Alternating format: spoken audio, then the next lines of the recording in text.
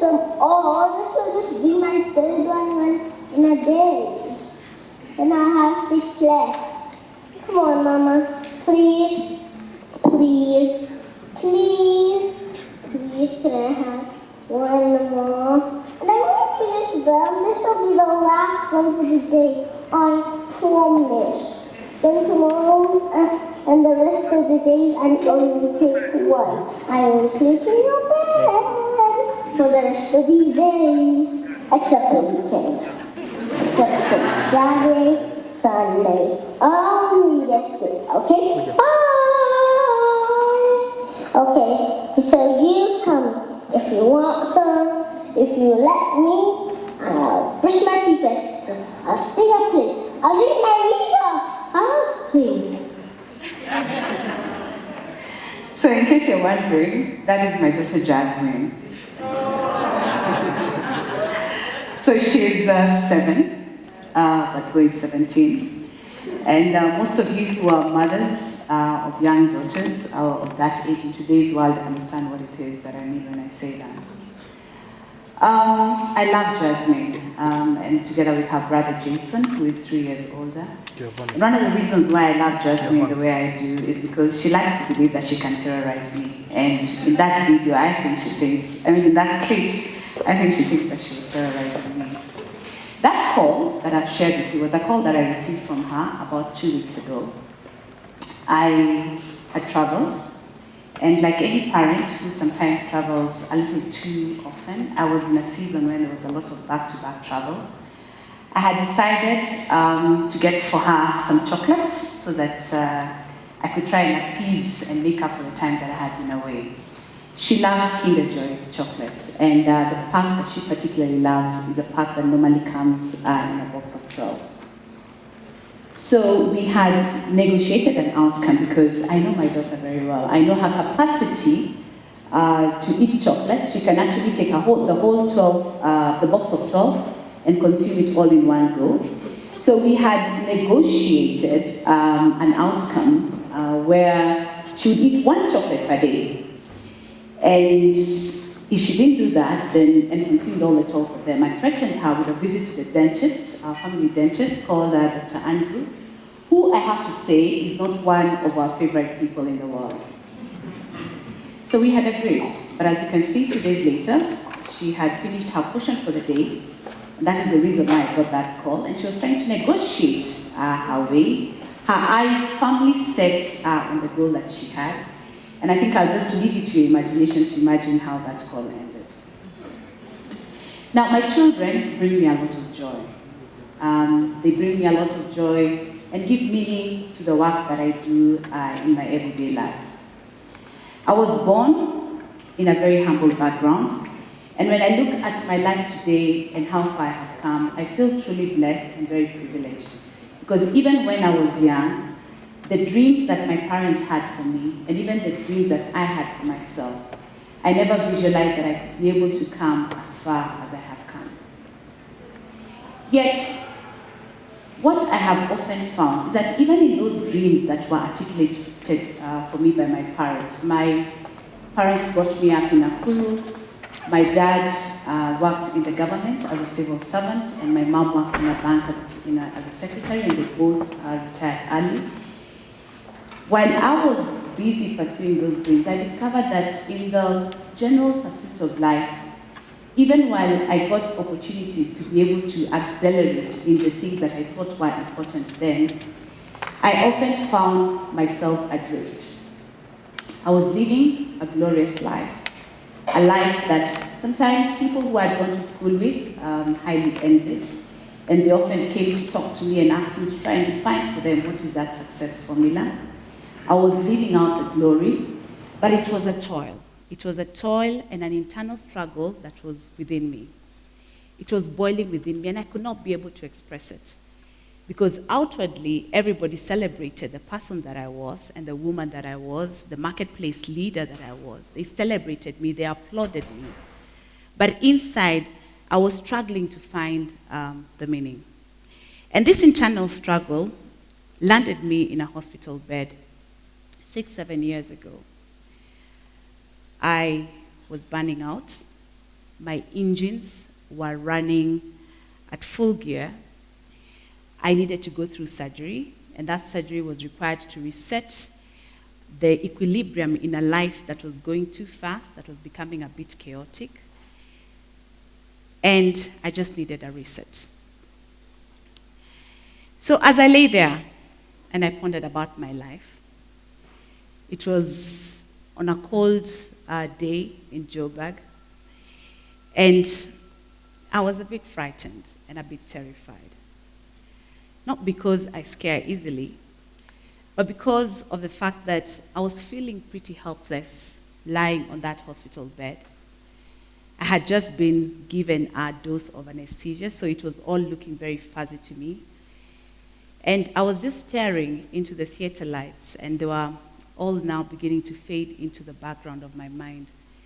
But as I lay there and I contemplated my life, I thought about my daughter, who I had just given birth to a couple of months before, 3 to be exact, who was waiting for me to breastfeed her, and I couldn't. Or her brother, who was 3 years older. He was getting ready for preschool, and he needed me at that particular time and required my attention. But I couldn't be there. So as I lay there, just before the surgery, a thought dropped into the spirit of my mind, and I asked myself, was this really the best version of me? A while ago, one of my very close girlfriends lost her dad. And I remember I attended the funeral service. It was a beautiful service, full of beautiful music. And there were lots of positive citations that were said of her dad, who had lived a life that was highly celebrated, based on what was shared at the pulpit by his family and his friends. And as I sat there and read the eulogy, a thought dropped in my mind. And I let it sink during that moment. And I began to wonder and ask myself at that particular point, what would become of me when I was gone?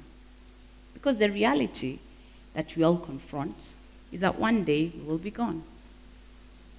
I am not really afraid of death. I think I've had that conversation with myself and planned for it. But as I sat there and let that moment just sink into the depths of my mind, it got me thinking, what would be left of me when I was gone? What difference, if any, would my absence make? Would people notice when I left? Or would it just be the impression that would be left in my family and friends? Would there be any impact? Would there be any legacy? Would there be stories that would be told, just like my girlfriend's dad, of a story that was well lived? My dad has always inspired me. When I was young and I was growing up, and I'm a firstborn in a family of 5, I could see the struggle with which he took to invest in me and take me to a good school, educate me because he wanted me to have the very best in life. The visions of grandeur at that particular age consisted of me going to a good school, doing well in my studies, getting a job, preferably with the word manager in it, because then that meant that I was a substantive person in that organization, being happily married, possibly having 4 kids at that particular time. So I only have 2 now. I'll probably not achieve that. And maybe owning a home, having 2 cars, one for me, one for the hubby. That was what was considered the good life. But as I continued pursuing this, and I pursued it relentlessly, I did very well in my studies. I graduated with first-class honors. I'm a scientist by training. And even in my career, I pursued it with all the passion that I had, such that I ended up becoming a director in my early 30s in one of the fastest growing companies in Kenya, and which has now become one of the big companies in this market. But the more the achievements piled up, the less gratifying it felt. And that for me did not make sense, Yet I realized that this disease, if I may call it so, was not a disease that was unique to me. Because I could see a lot of young people who would come to me and wanted to have a conversation and ask, how can I get to the place where you have gotten? How can I accelerate my career as fast as you have? What is that magic formula that you have found? And therefore, I began to ask myself, could there be something more than this? Because I was ticking all the right boxes, but still I could not find that inner peace or that depth of meaning that I wanted to find. I began to ask myself, would it be possible for me to find a bigger purpose, a bigger reason to live? What would be the impact that I would leave in this world? Would it be possible for me to begin to write out my own eulogy while I was still alive? Now, I ask that question to many young people who come into my office who say that they want me to coach them, or who I meet out there. And I ask them, can you draw for me the map of your life? Where you have come from, your past, your present, your future, and the legacy that you want to leave when you are gone. I ask them to write their own eulogy. What would you want to be read when you leave? And typical Africans, we are very superstitious, so many people get very nervous when you ask them that. But I think that conversation forces you to be able to confront some realities and some truths about yourself. I enjoyed studying geography as a young girl. And in high school, I used to love books. I still love books. I love the smell of books. And I really struggled with having to read my material off Kindle because I love the power and the feel that you actually have when you're holding a real book in your hands. One of the books that I really loved when I was in high school was the Atlas. I don't know if you consider the Atlas a book, but I love the Atlas. And the reason why I love the Atlas is because it showed me all the different countries that were there in the world and the possibilities that existed in the different cultures, the people, and just the desire to want to travel and go and see all these places for myself. But one of the things that really amazed me about my geography class and the Atlas was the fact that the compass, the way it operated, I could never really figure it out. Now, no matter where you are in the world, no matter what geographical space, no matter what time of day, the north will always be the north. The south will always be the south. And it got me thinking, wondering, what if life was that predictable? Would it be possible for me as an individual to be able to define that true north for myself? Would it be possible for me, as Sylvia, to be able to know that magnetic north that would consistently drive me, that would consistently inspire me, keep me grounded in my high seasons and my low seasons, the light through which and by which I would say yes and no, learn how to draw the boundaries in my life, the guide by which I would operate and organize my otherwise chaotic life. There is a funny Irish proverb that I had once that says that no matter how tall your grandfather was, you have to do your own growing. And that for me, while I laughed at it the first time I had it, it really sank deep within me because it made me realize that I needed to take personal responsibility for my own life. The words rang so true for me. And therefore, if I needed to be responsible for creating and orchestrating the best version of me. So this has been my journey, bringing meaning in the space of time that I'm currently existing, and beginning to define the legacy that will outlive me in the space of time when I will no longer be here in physical form. Losing me loosened me. It helped me to find myself. It helped me to find that which I was living for. It helped me to discover my true north. Discovering my true north has actually been a journey about discovering my purpose and the reason why I've been put on this space of earth. I have now begun to live, and I'm still a work in progress with an end in mind, very conscious of the fact that I am running a race, and that race has a finish line. I have been allocated a certain period of time, and within that time, I need to be very clear about what is the impact that I want to generate in the lives of the people who are around me, in the community, in the place where I have been asked to serve in the marketplace, in the relationships that are important to me. As part of this process, I did a time audit of my life. And it was interesting and very surprising for me to find that the things that I was allocating my time to, the items that I was giving high attention, were not necessarily the things that were important in shaping my destiny and helping me write that eulogy that I wanted to be known for. It became very clear to me, and this is something that I would like you to remember, that where purpose is unknown, abuse is inevitable. My greatest assets have been my failures. I have learned to learn from my mistakes. My mistakes have shaped me. They have shown me the paths on which I should tread and the ones which will bring me pain. I had a friend of mine the other day who said that wise people normally learn from the mistakes of others, but fools normally wait to make their own.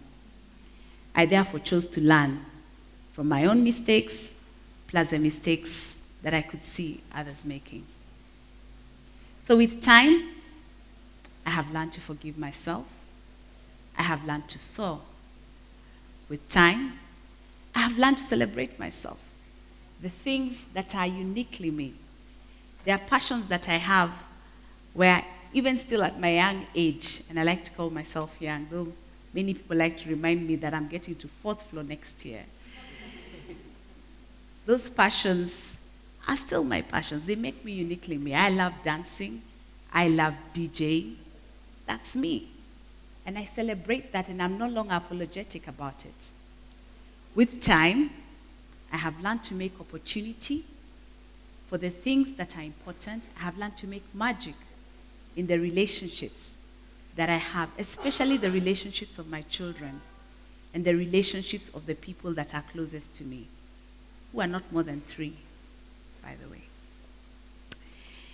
So you see, Jasmine, my daughter, in that earlier clip that I played, had actually identified her purpose in the conversation that she was having with me. She knew the goal that she wanted to achieve, and she applied all her little smarts in making sure that she was able to get it. She was negotiating, and she was bargaining with me so that she could ensure that she was able to achieve the same. Now, I know that probably there may be some of us who are having that challenge. Then again, maybe you're all the smart ones, and I'm the only one who had to go through that challenge. But in going through that journey, which has taken me a couple of years, and which is a journey that I'm still on, I have learned a couple of things. Number one, that purpose gives you direction. That purpose helps you to define your values and the things that are important to you. That in the journey of discovering purpose, you learn how to say yes to a bigger vision of yourself. You learn how to define your character, which leads to your reputation. And in that process, you ultimately end up writing your own eulogy. Ladies and gentlemen, in this moment in time, I believe we all have the opportunity to be able to define the way we want to be defined when we are no longer there to define ourselves. Let us not waste it. Thank you.